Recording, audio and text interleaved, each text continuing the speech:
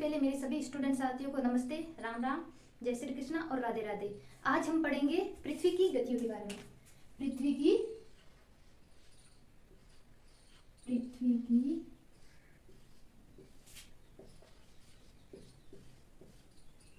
गतियां।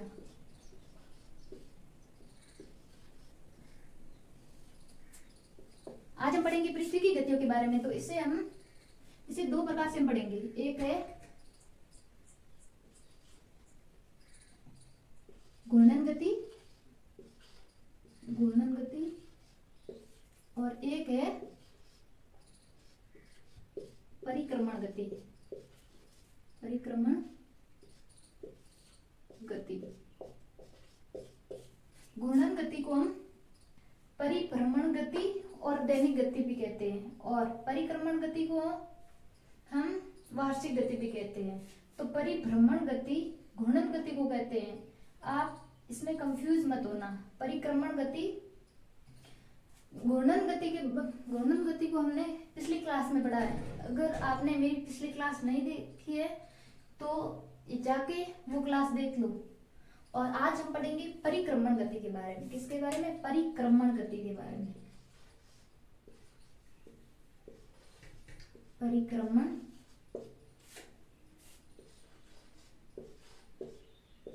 गति। आज हम पढ़ेंगे परिक्रमण गति के बारे में। तो परिक्रमण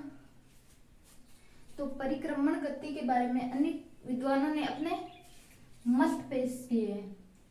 परिक्रमण गति सूर्य के चारों ओर पृथ्वी सहित सभी खगोलीय पिंड का घूर्णन, परिक्रमा लगाना। पृथ्वी का सूर्य के चारों ओर परिक्रमा लगाना परिक्रमण गति कहलाता है। तो इसके बारे में अनेक से विद्वानों ने अपने मत प्रस्तुत किए, जिसमें से एक वैज्ञानिक का नाम है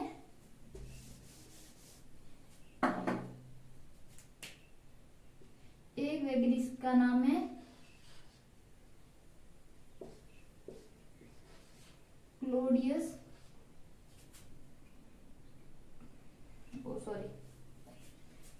जिसमें से एक वैज्ञानिक का नाम है क्लॉडियस टॉल्मी।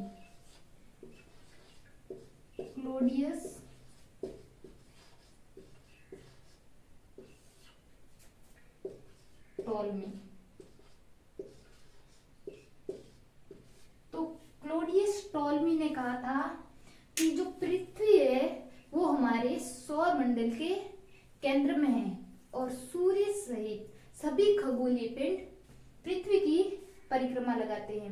ये किसने कहा था? क्लॉडियस टॉल्मी ने। क्लॉडियस टॉल्मी ने ही एक सिद्धांत प्रस्तुत किया था, पृथ्वी केंद्रित सिद्धांत। पृथ्वी केंद्रित सिद्धांत।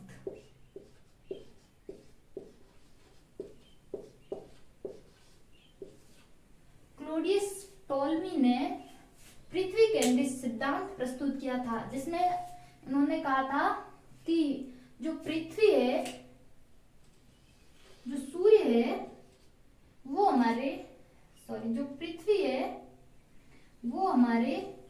सौर मंडल के केंद्र में है और सूर्य सहित सभी खगोलीय पिंड पृथ्वी की परिक्रमा लगाते हैं। ये किसने कहा था?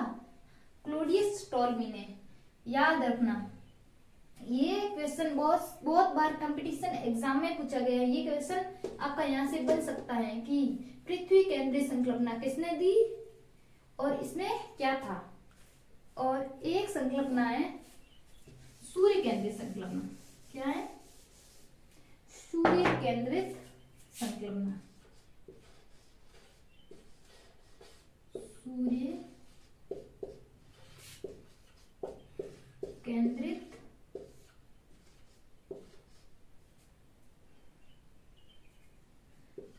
संकल्पना।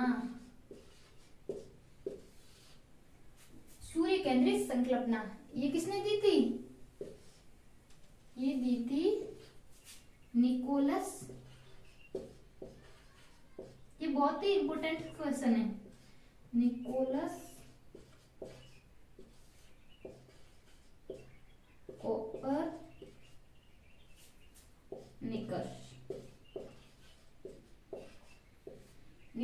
कोपरनिकस ने कहा था कि नहीं, पृथ्वी जो है वो हमारे सौर मंडल के केंद्र में नहीं है।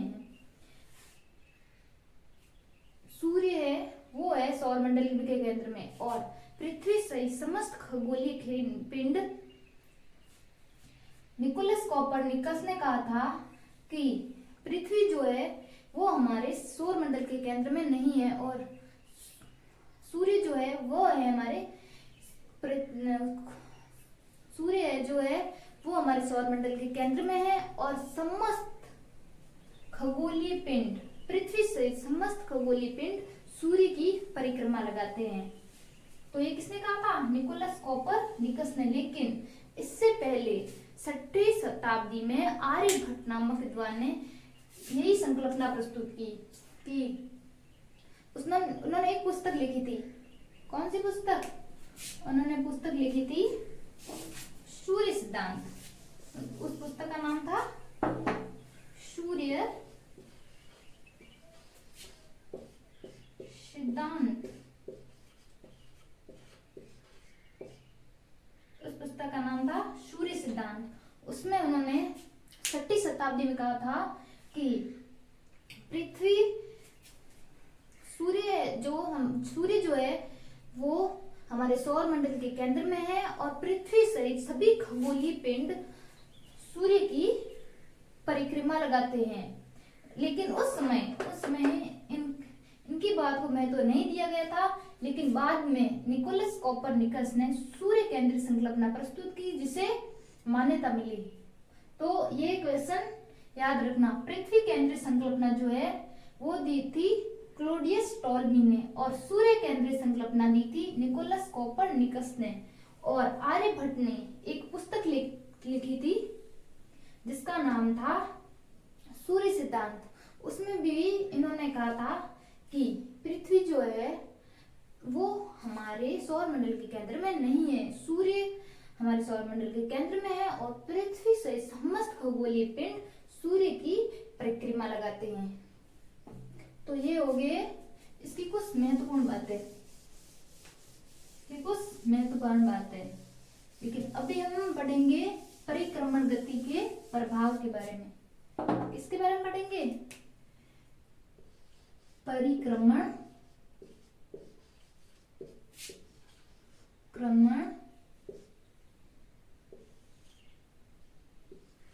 गति के प्रभाव, परिक्रमण गति के प्रभाव के बारे में पढ़ेंगे। तो पहला हमें स्थिति प्राप्त होती है इसमें उपसौर व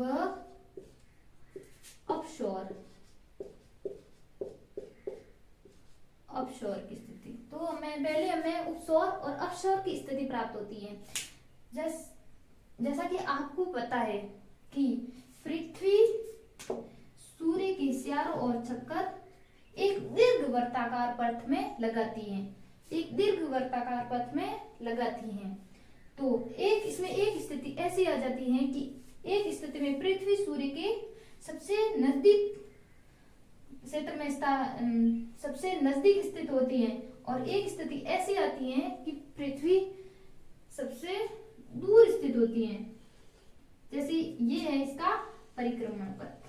तो ये दीर्घ वर्ताकार पथ में चक्र लगाती है। तो एक स्थिति में ये इसके निम्नतम दूरी पर स्थित होती है, और एक स्थिति में ये इसके अधिकतम दूरी पर स्थित होती है। तो इस घटना को हम उपसौर और अपसौर कहते हैं। लेकिन अगर आपको ये नहीं पता है कि, पहले मैं आपको ये बता दूं कि सूर्य और पृथ्वी के मध्य की औसत दूरी है 4.98 करोड़ किलोमीटर, या लगभग 15 करोड़ किलोमीटर। ये लगभग कितनी है, 15 करोड़ किलोमीटर। तो अपसौर एवं उपसौर, तो सूर्य से जब पृथ्वी सूर्य से सबसे निम्नतम बिंदु पर स्थित होती है, सूर्य के सबसे निम्नतम बिंदु पर स्थित होती है, तो इस स्थिति को हम कहते हैं उपसौर। इस स्थिति को क्या कहते हैं, उपसौर। और जब पृथ्वी सूर्य के सबसे अधिकतम बिंदु पर स्थित होती है, तो इसे कहते हैं अपसौर। तो इसे क्या कहते हैं, अपसौर। और अपसौर की स्थिति हमें कब प्राप्त होती है, 4 जून को। अपसौर की स्थिति हमें 4 जून को प्राप्त होती है, लेकिन उपसौर की स्थिति होती है हमें 3 जनवरी को। 3 जनवरी को हमें उपसौर की स्थिति प्राप्त होती है, जबकि अपसौर की स्थिति 4 जून को प्राप्त होती है। तो इसमें आपका क्वेश्चन ऐसा बन सकता है कि अपसौर की स्थिति कब बनेगी, तो इसमें इसका आंसर आपको देना है 4 जून को, और उपसौर की स्थिति 3 जून को प्राप्त होती है। और आपसे ऐसा भी पूछा जा सकता है कि जब पृथ्वी सूर्य के निम्नतम बिंदु पर स्थित होती है तो उसे क्या कहते हैं, और जब पृथ्वी सूर्य के अधिकतम बिंदु पर स्थित होती है तो इसे क्या कहते हैं। तो ये आपको याद करना है। इसका यहाँ से क्वेश्चन बन सकता है कि अपसौर की घटना कब होती है और उपसौर की घटना कब होती है। अगर आपको याद न रहता है तो मैं आपको एक याद करने का ट्रिक बताती हूँ कि अगर ऐसे याद कर लो कि अपसौर, इसमें ये बड़ा लिखा हुआ है, इसका मतलब जब पृथ्वी सूर्य से के अधिकतम बिंदु पर, अधिक यानी ज्यादा, और इसमें देखो ये ज्यादा है, पर की मात्रा अधिक है, तो ये लंबा हो गया, तो इसे ऐसे याद कर सकते हो। और इसमें कम अक्षरों का है तो इसे इसकी न्यूनतम दूरी है, ऐसे याद कर सकते हो। और इसकी तिथि भी आप ऐसे याद कर सकते हो, जैसे ये छोटा है तो सबसे पहले छोटे से स्टार्ट होगी तो जनवरी, और ये बड़ा है तो जून। तो ऐसे आप याद कर सकते हो, लेकिन आपको ऐसे याद नहीं करना है। अगर आपको नहीं याद होता है तो ऐसे याद कर सकते हो, लेकिन इसे आपको रटना नहीं है, इसका आपको ज्ञान प्राप्त करना, इसे हमेशा के लिए याद रखना है। ठीक है, और इसके बाद हमें प्राप्त होती है, इसके बाद अगला हमारा पॉइंट है मौसम परिवर्तन। क्या है, मौसम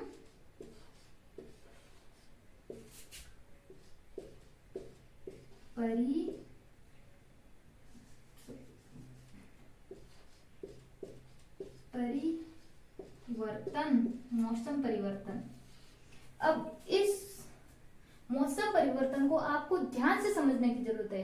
अब आपको मैं एक चित्र बना के समझाऊंगा, जिससे आपको बहुत ही ध्यान लगाकर समझने की जरूरत है, जिससे आपको बहुत ही ध्यान लगा के समझने की जरूरत है। तो मौसम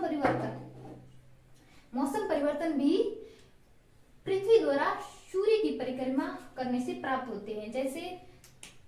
जैसे ये बना लिया हमने,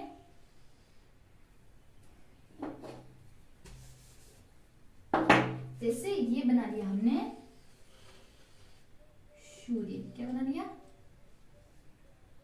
सूर्य। और ये हो गई हमारी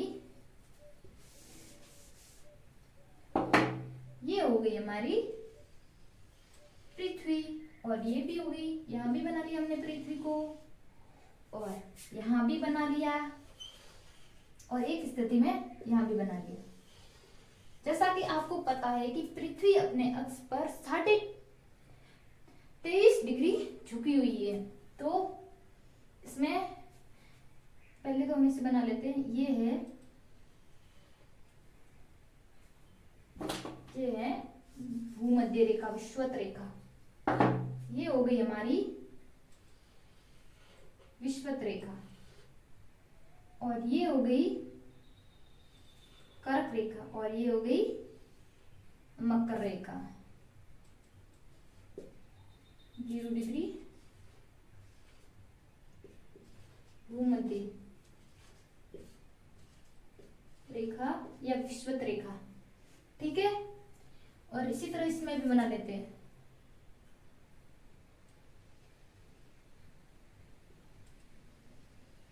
भूमध्य रेखा और मकर रेखा, ये होगी करक रेखा, भूमध्य रेखा और मकर रेखा। ये होगी करक रेखा, ये होगी भूमध्य रेखा और ये हो गई मकर रेखा। तो जब सूर्य की ध्यान से पढ़ना, जब सूर्य की सीधी किरणें, जब सूर्य की यहां से सूर्य की सीधी किरणें पड़ेगी मकर रेखा पर, किस पे पड़ेगी? मकर रेखा पर। तो यहाँ पे हो जाएंगे, जब यहाँ पे सूर्य की सीधी किरणें जब मकर रेखा पर पड़ेगी तो यहाँ पे तापमान अधिक होगा और दिन बड़ा होगा। दिन बड़ा होगा और इसमें तापमान भी अधिक होगा, तो यहाँ पे गर्मियों वाले दिन आ जाएंगे। तो उत्तरी गोलार्ध सॉरी दक्षिणी गोलार्ध में, ये हो गया दक्षिणी गोलार्ध, दक्षिणी गोलार्ध में हो जाएंगे गर्मियों के दिन और उत्तरी गोलार्ध में हो जाएंगे सर्दियों के दिन, क्योंकि यहाँ पे प्रकाश कम आएगा। तो यहाँ पे सर्दियों के दिन आ जाएंगे, तो उत्तरी गोलार्ध में हो जाएंगे, उत्तरी गोलार्ध में सर्दियों के दिन आ जाएंगे, उत्तरी गोलार्ध में सर्दियों के दिन आ जाएंगे। तो 22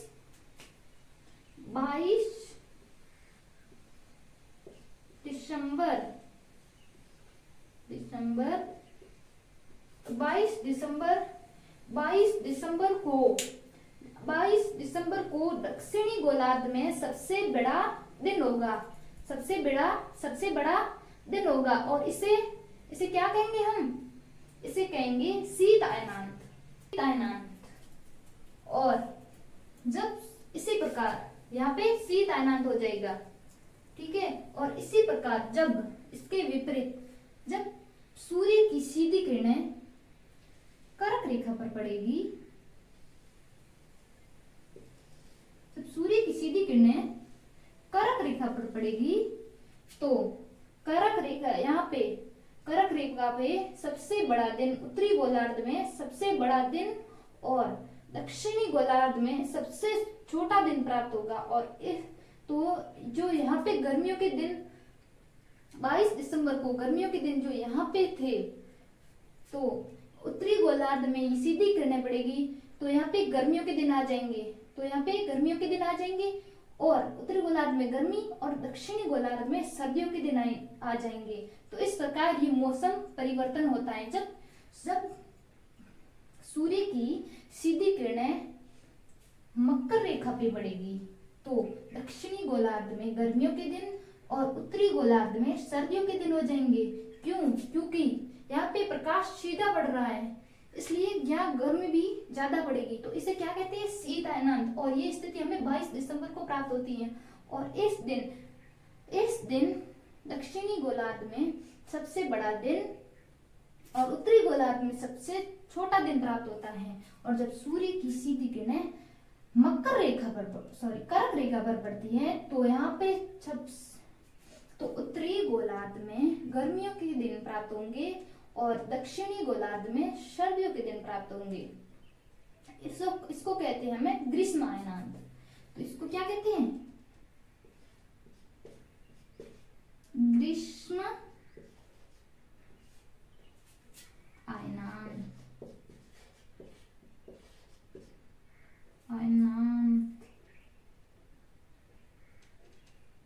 तो इसे कहते हैं ग्रीष्म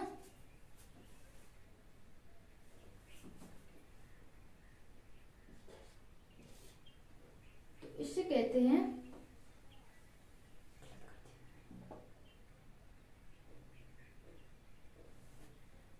सॉरी यहाँ पे गलत लिख दिया, ये हो जाएगा अयनांत। तो जब तो जैसा आपको पता चल गया कि कैसे मौसम परिवर्तन होते हैं। जब पृथ्वी यहाँ पे थी और ये घूम के यहाँ पे आ गई, तो यहाँ पे थी, तो दक्षिणी गोलार्ध में गर्मियों के दिन थे, लेकिन यह घूमते घूमते जब यहाँ पे पहुंच गई, इसकी विपरीत दिशा में पहुंच गई, तो उत्तरी गोलार्ध में गर्मियों के दिन आ गए। तो इस प्रकार से मौसम परिवर्तन होते हैं। और कर्क रेखा पर इस दिन कर्क रेखा पर यानी कि 21 जून को उत्तरी गोलार्ध में सबसे बड़ा दिन और दक्षिणी गोलार्ध में सबसे छोटा दिन हमें प्राप्त होता है। इसी प्रकार जब सूर्य की सीधी किरणें भूमध्य रेखा पर पड़ेगी, जब सूर्य की सीधी किरणें भूमध्य रेखा पर पड़ेगी, सब सूर्य की सीधी किरणें भूमध्य रेखा पर पड़ेगी, तो हमें उत्तरी गोलार्ध और दक्षिणी गोलार्ध में दिन और रात्रि की स्थिति बराबर प्राप्त होगी। ये स्थिति हमें कब प्राप्त होगी? ये स्थिति हमें 23 सितंबर को प्राप्त होगी। 23 सितंबर, ये स्थिति हमें 23 सितंबर को प्राप्त होगी। ठीक है, ये स्थिति में 23 सितंबर को प्राप्त होगी। और जब सूर्य की सीधी किरणें भूमध्य रेखा पर पड़ेगी, तो 23 सितंबर को पतझड़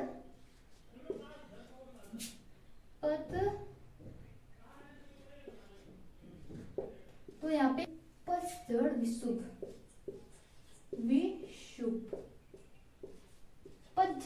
की स्थिति प्राप्त होगी। जब सूर्य की सीधी किरणें 23 सितंबर को भूमध्य रेखा पर प्राप्त होगी, तो दिन और रात्रि की स्थिति बराबर होगी। और इस समय यहाँ पे पतझड़ विषुव की प्राप्ति होगी। लेकिन और जब सूर्य की और इसी स्थिति में जब सूर्य नीचे आ जाएगा, तो ये आ जाएगा, तो यहाँ पे 21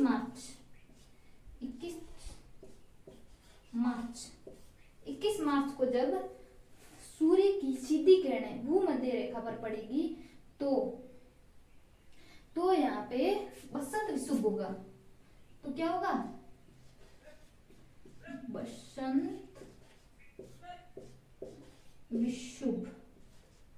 तो हमें बसंत विषुव की स्थिति प्राप्त होगी 21 मार्च को। इस प्रकार से मौसम परिवर्तन होते हैं। उत्तरी गोलार्ध, दक्षिणी गोलार्ध, ये है उत्तरी गोलार्ध और ये है दक्षिणी गोलार्ध। इस प्रकार से उत्तरी गोलार्ध और ये हो गया दक्षिणी गोलार्ध। इस प्रकार से मौसम परिवर्तन होते हैं। जैसा आपको समझ में नहीं आया तो मैं फिर से समझा देती हूँ। जब सूर्य की सीधी किरणें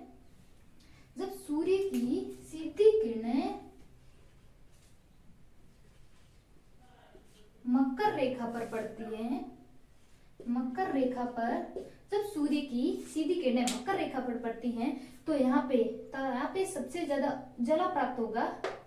और यहाँ पे गर्मियों के दिन आ जाएंगे। जब सीधी किरणें मकर रेखा पर पड़ेगी, तो यहाँ पे गर्मियों के दिन आ जाएंगे। और उत्तरी गोलार्ध में जब प्रकाश कम पहुंचेगा, तो यहाँ पे सर्दियों के दिन आ जाएंगे।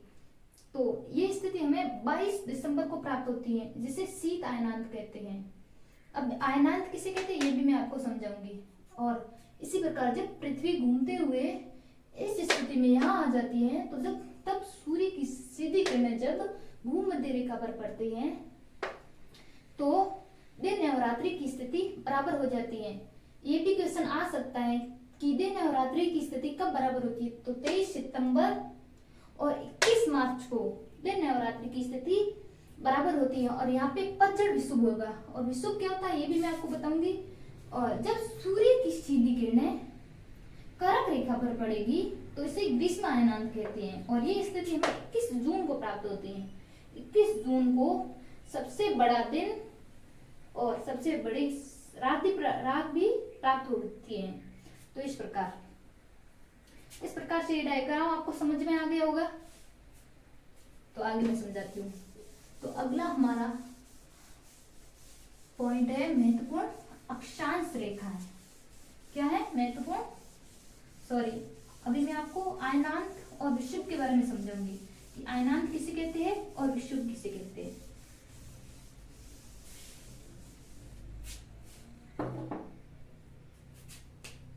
विषुव सबसे पहले पढ़ाऊंगी मैं आपको विषुव। विषुव विषुव विषुव विषुव दो प्रकार के होते हैं। विषुव दो प्रकार के होते हैं।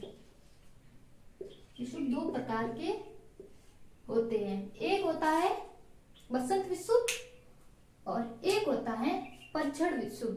जब वसंत विषुव वसंत विषुव विषुव वसंत विषुव, ध्यान से पढ़ना। वसंत विषुव ऐसा आपका क्वेश्चन भी आ सकता है। तो जब सूर्य की लंबवत किरणें 21 मार्च को भूमध्य रेखा पर पड़ते हैं तो उत्तरी गोलार्ध में वसंत ऋतु का आगमन होता है, तो इसे कहते हैं वसंत विषुव। जब सूर्य की सीधी किरणें 21 मार्च को भूमध्य रेखा पर पड़ती हैं, लंबवत किरणें भूमध्य रेखा पर पड़ती हैं, तो इसे कहते हैं वसंत विषुव। और इससे उत्तरी गोलार्ध में वसंत ऋतु का आगमन होता है, तो इसे कहते हैं वसंत विषुव। और एक होती है पतझड़ विषुव और दूसरा है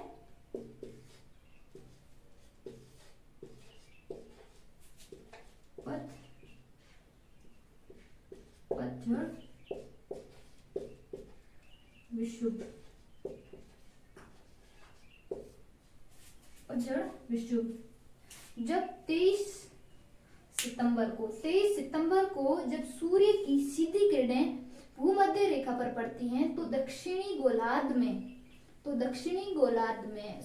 गोलार्ध में पतझड़ ऋतु का आगमन होता है, तो इसे कहते हैं पतझड़ विषुव। और एक होता है आयनांत, तो दूसरा होता है, अब आयनांत के बारे में पढ़ाऊंगी। आयनांत किसे कहते हैं?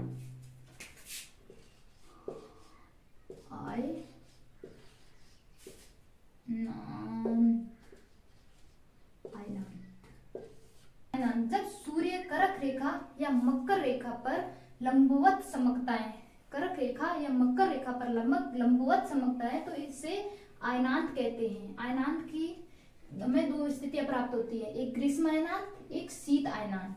तो ग्रीष्म आयनांत सबसे पहला है ग्रीष्म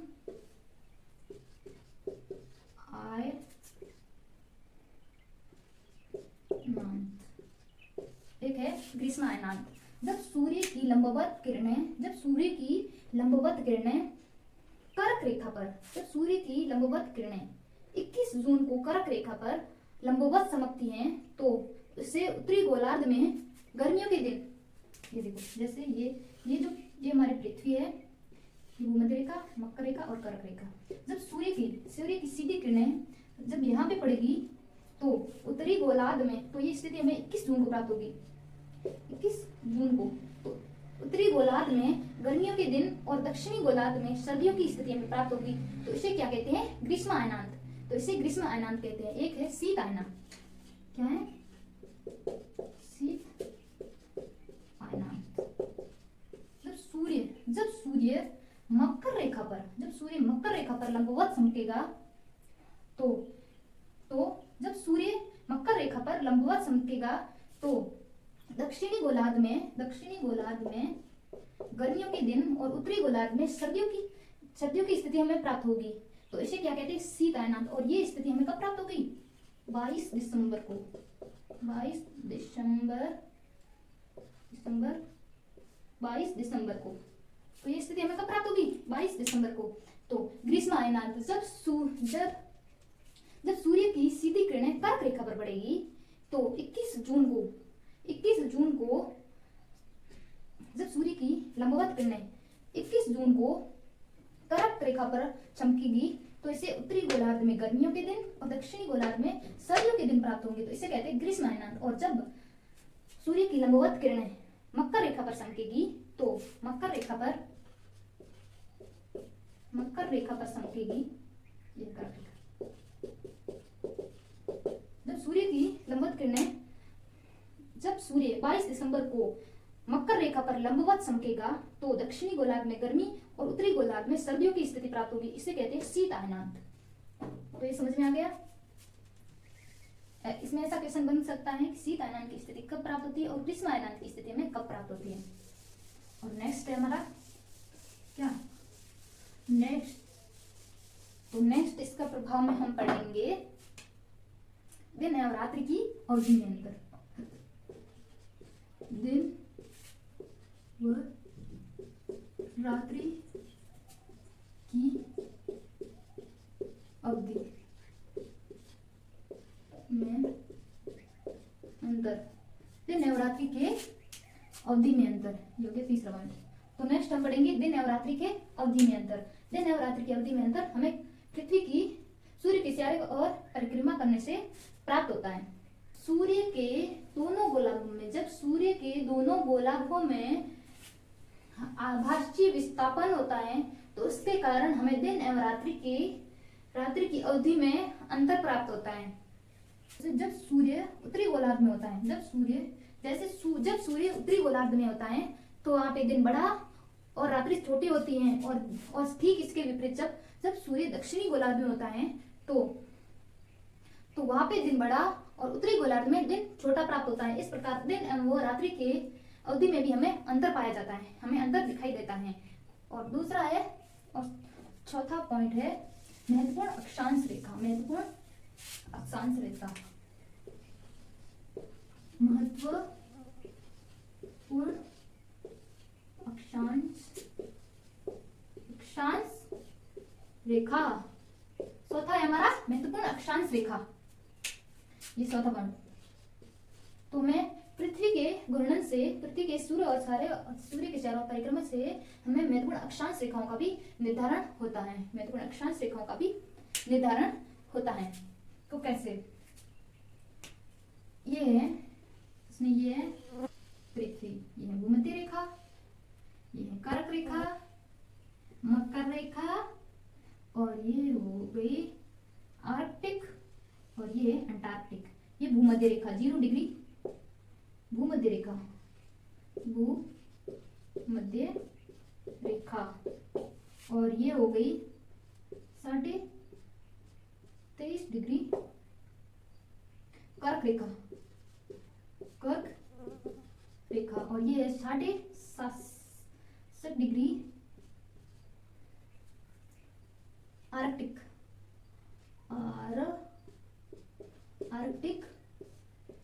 व्रत, और ये है और ये हो गया 23.5 डिग्री कर्क रेखा,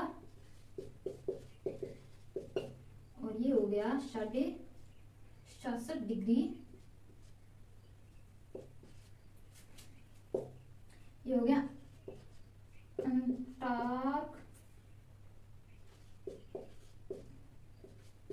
अंटार्कटिक व्रत। इस प्रकार महत्वपूर्ण अक्षांश रेखाओं का भी निर्धारण होता है। इस प्रकार हमें महत्वपूर्ण अक्षांश रेखाओं का निर्धारण भी मिलता है।